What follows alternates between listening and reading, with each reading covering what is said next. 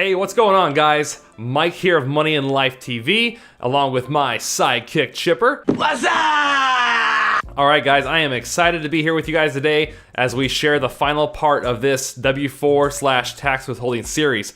And so in today's video, what you're going to get out of it is you're going to learn how the IRS Withholdings Calculator works, as we're going to walk through an actual example on screen. It's not going to take us very long. Then once we get the results, we're actually going to look to figure out how the heck do you analyze that and what do the results mean. Third, we're going to be seeing how to tell if we're actually on track with just by looking at our pay stub. One of the ways we can tell we're on track with our withholdings. Last but not least, we're going to be looking at what to do if we don't want to actually change our W4. What else can we do if we're behind on our taxes to make up for that? So that's what we're going to talk about today in today's video. Now, this is the third and final part of the whole W4/tax withholding series. As you guys know, in part one, we talked about how the W4, how it goes from your W4, how it affects your paycheck, and then how that in turn affects your tax withholdings. That's all in part one. In part two, we actually looked at a wage projection worksheet that I actually created myself, and that was in part two, and I'll link that up down below. And I will definitely be checking it. Guys, I want you to check out the comment section and the description section of this video when you get a chance, which is found right below the video, because I'm gonna have some very important links. So if you haven't seen part one, part two, you can go back and watch them. I think there's about an hour worth of educational content within all these three parts combined, that you can truly learn how to master your tax withholdings and W4 and things like that. So make sure you check that out. Okay, so let's start to take a look at an example. Now, if you remember in part two, we had a spreadsheet that we put together, and I told you we're gonna walk you through the full process. Well, we're gonna take the numbers we looked at in part two and then now apply them to the IRS Withholdings Calculator. So let's just go ahead and do that right now. Right on! Let's do it! Rock that world! Rock that world! All right, so I'm opening up Google, and the first thing we're gonna do is, because you know we love to go to the IRS website. Actually, even though I'm a CPA in real life, I hate going to the IRS website. But sometimes, you just gotta do this stuff. I don't enjoy doing this stuff, but it's important. It's important so we know how to best be withholding our taxes, and so that we're not greatly overpaid or greatly underpaid on our taxes. So we're coming to irs.gov. That's where we're starting. And then it's really easy to find this withholdings calculator, guys, but I'll have a link in the description section below as well, so you don't have to hunt for it. So now all we're gonna do is we're gonna go down to, see where it says W4 Employees Withholdings Allowance Certificate? Click here. And then it's gonna bring you to this page with a bunch of links. The W4 is actually right here, and if you clicked it, this is what you would get. This is where you could find the 2018 W4 form. We're not gonna look at that just yet. We want the IRS Withholdings Calculator. Now, just so you guys know, and I've told you, I mentioned it in part one, but the Withholdings Calculator is probably the most accurate way to project your taxes, but you're gonna see why it was important in part number two, why we actually had a wage projection worksheet, so we can compare the results we would expect to get. We do a little bit of tax planning up front, which like I said, I'm not a fan of it, but it's worth your time doing, because then you're taking a professional approach to planning your taxes, and then you can understand what's going on between your projections and then what's coming out on the IRS website. It will help you better determine what we need to do.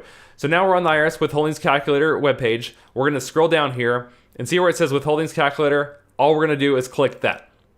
So here we go, and there that is. Let me move myself up here, guys, because I might be blocking the way as we progress through this. I don't want to do that. I don't want my big head to get in the way. None of you guys will like that. So the first thing the IRS Withholdings Calculator is going to ask us is, hey, what's our filing status? Do you file single, married filing joint? Well, as you guys know, we're looking at Chipper's example, where it's Chipper's single, right? He's single and ready to mingle.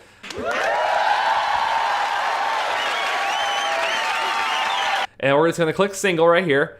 And then, can someone else claim him as a dependent? If you're over the age of 23, then usually the answer is no. And so for Chipper, the answer is no.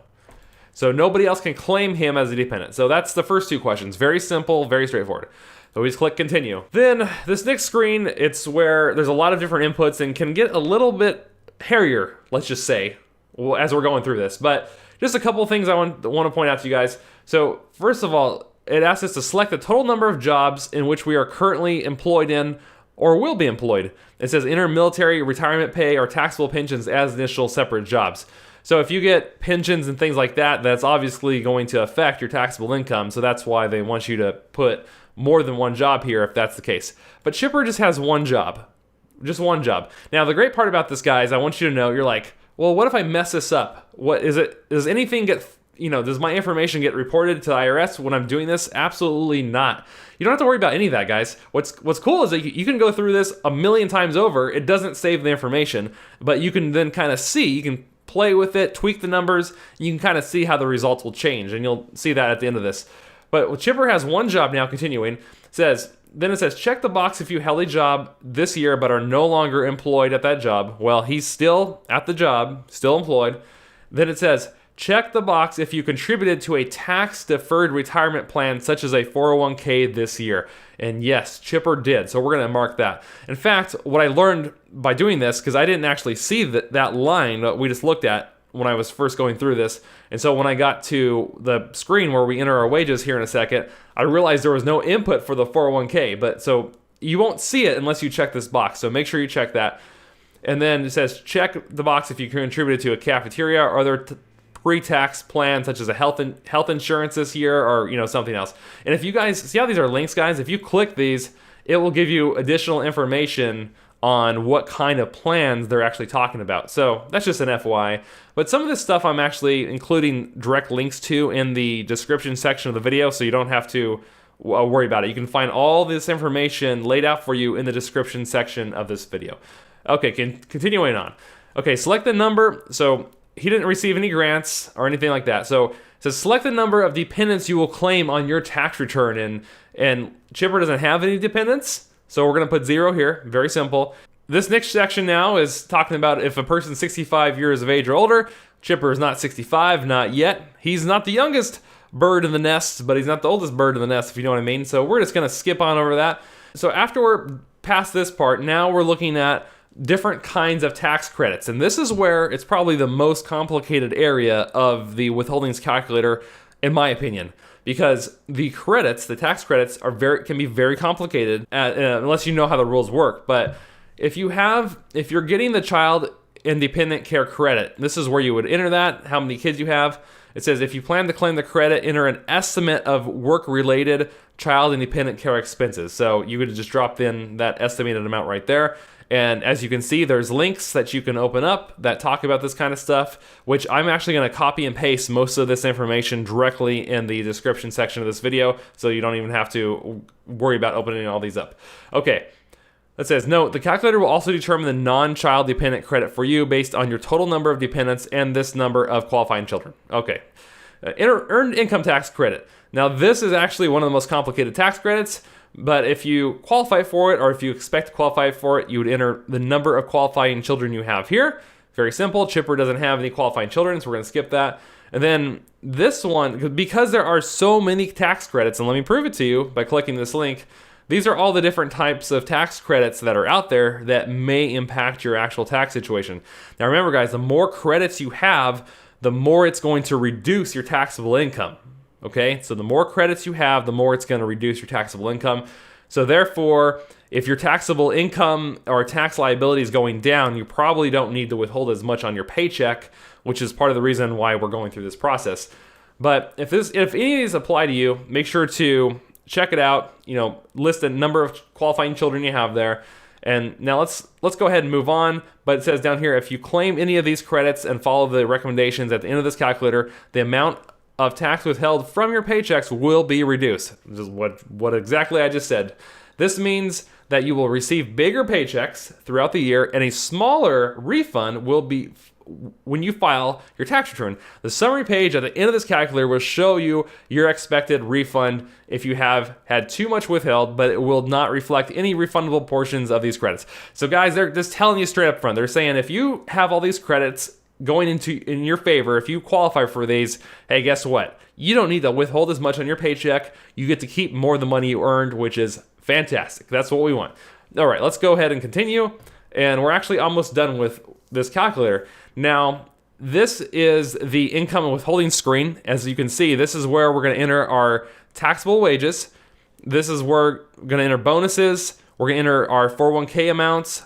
We're going to enter the total amount of federal income tax withheld year to date in 2018, including amounts withheld from bonuses or which you expect to have withheld from bonuses. And so let's just look at this right now. Now you guys remember that in the example we looked at in part 2 of the wage projection worksheet, which I have right here, we looked at Chipper's wages, and he expects at the end of this, end of the year, he expects to have about $39,000 in gross wages, right? You guys remember that? And he has about $5,000 or so going into his 401k because he likes to withhold 15% of his gross income for retirement. And he's got a small bonus down here. So let's go ahead and start entering this information now in the Withholdings Calculator, and let's see how this all plays out. So on line 1, now I'm going back, see if I can find it. Here we go. It says, enter the gross wages, salary, and tips you expect to receive in 2018. Use the amount of wages, salaries, and tips before taxes or other items are subtracted. So now notice it says gross wages. Well, that means all of your wages before anything impacts it, such as 401k contributions, etc. So for Chipper, if we're looking back at our worksheet, our gross wages for the year that we project for him that he'll make in 2018 is going to be $39,000. So we're going to enter $39,000 right here because that's the amount of gross wages we would expect him to make. We're going to drop that in right there. And what about bonuses? So did Chipper expect to receive any bonuses? Well, if you remember on our watch part 2, we're saying that he expects to receive a $2,000 bonus before the end of the year. So we're going to put in $2,000 on that line right over here. Drop in $2,000. Retirement plan contributions, we already have that number figured out. It's right here. $5,850. So we're going to come back to the withholdings calculator and drop in $5,850. And we're just about done with this, guys. It says, enter the total amount of federal income tax withheld to date in 2018. So when you're looking at your paycheck, this is, if you guys know that each paycheck has a current column because for the current pay period you're in, but then to the right is usually on each pay stub, it will say year to date.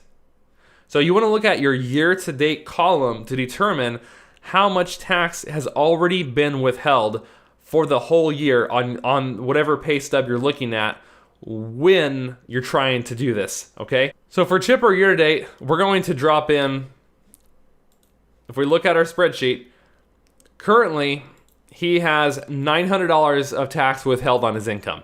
Federal tax withheld year-to-date. So he's just looking at the year-to-date column on his pay stub from his paycheck. So we're going to drop in $900 there. And in this example, we're not saying that any money at all was withheld from bonuses. So we're going to come back to the calculator and we're just going to drop in $900 right there. It says enter the federal income tax withheld from your last salary payment. Well, if you guys remember part 2, he had about $150 being withheld from every single paycheck. And so that's pretty much all we have to fill out for him in this section, and then it's just about done. So now we know that Chipper gets paid every 2 weeks because he gets paid bi-weekly. So he has 26 payroll periods in the year, and I'm just going to select the date closest to when you first held this job. So he's held this job from the beginning of the year, and he expects to have this job the entire year. So he's going to be working all year long. Okay. Now down here is where we would enter if we had other types of income. So if you have other types of income from a business, from real estate, things like that, this is where you would enter this kind of information. And it talks about these other types of earned income that you might have right here. But if you received unemployment compensation, you would put it right here for the year, the gross amount, okay? Then if you have other non-wage income, so like if you have dividends, interest, things like that, that would impact your tax situation, right? So you would enter that information here. And then adjustments. So adjustments are things that typically will, if you look at the front page of the 1040 tax form, if you study it, the adjustment section is near the bottom of that first page of the 1040. and it's adjustments to your income. So typically, those adjustments will reduce your taxable income depending on what it is. So if you have deductible traditional IRA contributions, or if you're paying student loan interest, I think it's $2,500 is still the current max amount of student loan interest you can take in a given year. So that will reduce your taxable income by $2,500 if that were the case. But like your HSA contributions, IRA contributions, things like that, you would enter if you're doing that kind of stuff, you would enter that information right here. Okay, so let's continue because we're just looking at Chipper's wages. And so he doesn't have any of this other stuff going on currently. He's going to get there, but that's all he has. So let's hit continue.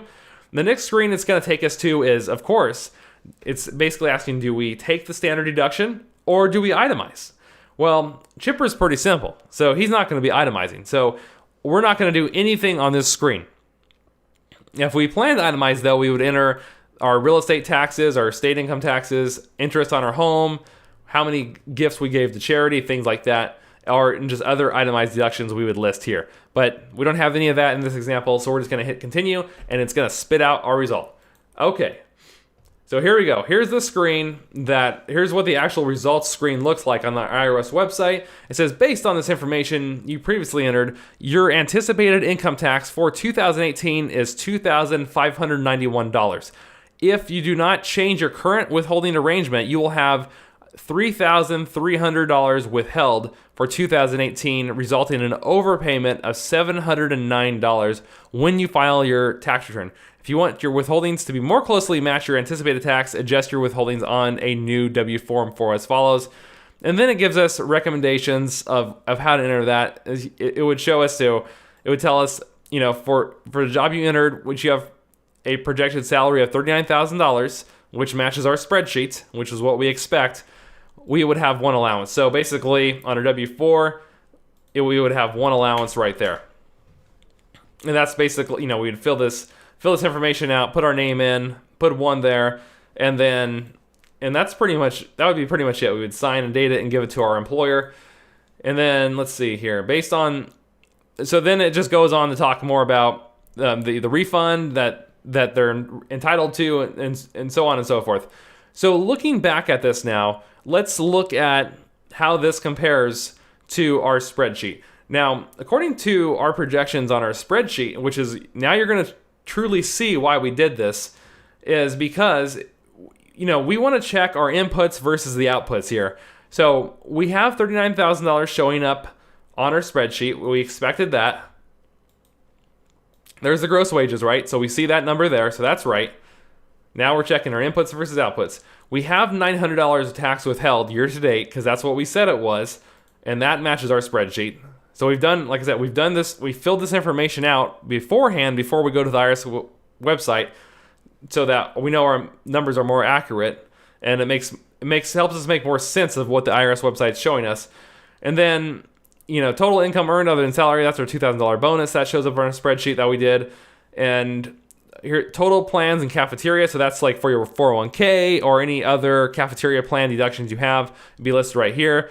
Tax withheld per paycheck was $150. So all of these numbers I'm seeing are making sense. However, there's one that's not, and that is projected additional withholdings if you do nothing. Okay, so this is how much withholdings the IRS calculator is expecting us to have. So the IRS expects us to have $2,400 in withholdings plus the $900 right here. So $900 plus $2,400 is $3,300. Okay, that's how much this calculator assumes we're going to get. Now the reason this is because whenever we go to fill this out. So why is that number so different than our spreadsheet? Because on our spreadsheets, we project that we're going to have a total of $3,900 in withholdings. And so that would mean Chipper would get even a bigger refund than what the IRS website is saying. Because we know that he gets about $150 withheld per paycheck. And if we take 150 times 26 pay periods in a year, he's going to have $3,900, or we would expect him to have a total of $3,900 in federal income tax withholdings by the end of the year, right? But this calculator doesn't produce that. So what? Because it knows we're in May, okay? It assumes there's only a certain amount of pay periods left. So we know that the IRS website is coming up with a different number here because it is based on when we enter this information into the W-4 calculator. Now, we're at the beginning of May here, so it thinks we're about 5 months in, and we've indicated for this taxpayer that they get paid bi-weekly. And I'm trying to see if it says it on here. I don't see it on here, but because they get paid bi-weekly, the IRS calculator is trying to determine how many pay periods this person has left. So how many so in order to figure out how many periods it has left, it takes this amount, the $2,400, and it figures that every paycheck, about $150 are gonna be withheld. So we're gonna take $2,400 divided by 150, and so it assumes that there's 16 pay periods left in the year. And so that's why it's coming up with that number. At the end of the day, Chipper is going to expect to receive a $709 refund according to this calculator. However, we would expect his refund to be even bigger because we know that based on our projections we did here, by the end of the year, he's going to have this much withheld versus only having the $3,300 withheld, which was being shown on the IRS website. So his refund is really going to be that $709, at least what we can expect. It's going to be the $709 plus the $600 in addition to what we expect him to withhold, right? $3,900 minus $3,400 is $600 difference. So I would expect Chipper's total refund for the year to be $1,309 based on our projections. Now, that was a quick and dirty overview of this IRS Withholdings Calculator. There's just a couple things I just want to point out to you guys real quick. Let's go back to the start of this. Let's go back to where we found the calculator. There's a couple messages there's a couple things the IRS mentions in regards to this that you might want to read before you start. It says, plan ahead, tips for using this program. It says, the calculator will ask you to estimate values of your 2018 income, the number of children you will claim for the child tax care credit, and I have videos on the child tax care credit. I don't have videos on the earned income tax credit yet, but possibly in the future, I definitely will be making one of those, so you can check out my other tax videos. I'll link up my tax playlist in the video description below. And then it says, gather your most recent pay stubs, have your most recent income tax return handy. A copy of your completed Form 1040 will help you estimate your 2018 income and other characteristics and speed up the process. So you might want to, basically they're telling us, guys, have your pay stub, your most current pay stub, and have a copy of your last filed tax return if you have it. That's going to help you go through this process a little bit quicker, and your previous tax return is going to show you if you're getting some of those other credits. So it's going to help it be a little bit easier for you if you have the information. Now, here's their little disclaimer. It says, keep in mind that the calculator results will only be as accurate as the information you provide. Okay, want to read that? The results are only as accurate as the information we provide. Well, that's completely true, right? Which is why, now you guys can see why I take this approach to using, so if you haven't seen part 2, make sure to go watch it. You can see how this whole wage projection worksheet works. And this is actually a professional approach to planning your taxes and your tax withholdings. Many accountants and CPAs, I can tell you, because I've been doing accounting now for 7+ years, have a similar approach to this when doing some basic tax planning. I mean, usually it's a lot more complicated than that, because if you're working with business clients, things like that. But for a person who just has wages, they'll typically walk through a approach like this in the real world. So this is a professional approach, and I can tell you that based on my own experience. So I would really recommend you guys do this part first. Think through the numbers first. Think through what the numbers should be before you go enter them in the IRS Withholdings Calculator to get the most accurate information and data possible, and that will help you be more accurate on your taxes and just have a better grasp on our financial situation. So that's why I recommend people do this first. Okay, guys, we just covered steps 1 and step 2, but now how do we determine if we're actually on track with our withholdings? Well, the easiest way to do that, in my opinion, is to, once you have done that process of going through the IRS Withholdings Calculator, at that point in time, write down based on that income you had entered. Write down what it said your tax liability would be. So that's what you want. That's what you're going to be looking at. If you remember, I put this down here in the spreadsheet, but according to the IRS Withholdings Calculator, Chipper's estimated total tax that he was going to owe for the whole year was $2,591. After you've done this process, remember that number. That's probably the most important number the IRS Withholdings Calculator spits out, in my opinion, is this number right here. Based on your wages and everything, it's telling you that this is how much tax it thinks you're going to owe, and it's pretty darn accurate. So what we can do throughout the year, be looking at your pay stubs, especially as getting closer and closer to the end of the year. Look at your pay stub, look at that year-to-date column, and make sure you're on track to be at that number or more, so that you're not going to owe. Now, if you notice that as you're looking at your pay stub, your year-to-date as the year progresses, if your total tax withholdings are not keeping up with that, get us towards this number, then we know we're going to be underpaid and we're going to end up owing. So just be looking at your pay stub, year-to-date column, and then throughout the year, be comparing it. Remember this number, write it down after you've gone through the withholdings calculator process. I've closed the website, but I had just taken a snippet image of that from that screen, and so I could remember what the exact numbers were. And just do that, guys, and then you'll know if you're on track. Now, if you're not on track, obviously, for some reasons your withholdings change, then you can fill out, you have two things you can do. You can fill out your W-4, or the other thing you can do, besides fill out a new W-4 and withhold additional taxes, I mean, we could just, like, by filling out a W-4, we could say to our payroll person, our company, please withhold another $50 of tax per paycheck, or $100 additional tax per check, and that will help you get caught up on your taxes. But if you didn't want to do that, if you didn't want to go through this process of filling out a new W-4, what can we do? We can make a tax estimate payment. And that's actually what I did for my wife and I this year. Is my wife took a new job recently, and I noticed her withholdings are not where they should be. And so what we did is we actually just made, instead of changing her W-4 right at this moment, which we're going to need to do, but to catch up, we made a federal estimated tax payment. And that is something you can make at any time. And that is something you can do besides change your W-4. So there's always that option. You can go on the IRS website and just make an estimate payment, and because the IRS just wants you to pay in enough tax, either through your check, your federal withholdings, or just you paying in through estimates.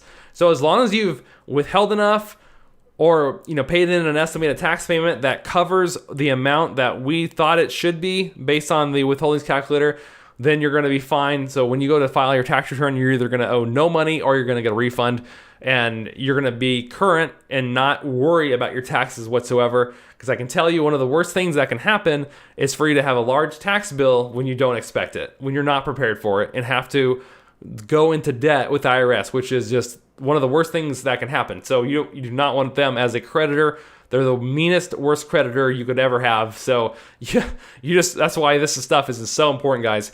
So let me know, did you find that helpful? Did it make sense as we walk through this process? Definitely, please let me know in the comment section down below. It would mean so much to me if you found this helpful, if you drop a like, if you comment. I just love reading your guys' comments and just hearing the questions you have, or just what you do to keep track of your withholdings and stay on top of your taxes throughout the year. So Chipper and I, thank you so much as always for hanging out with us.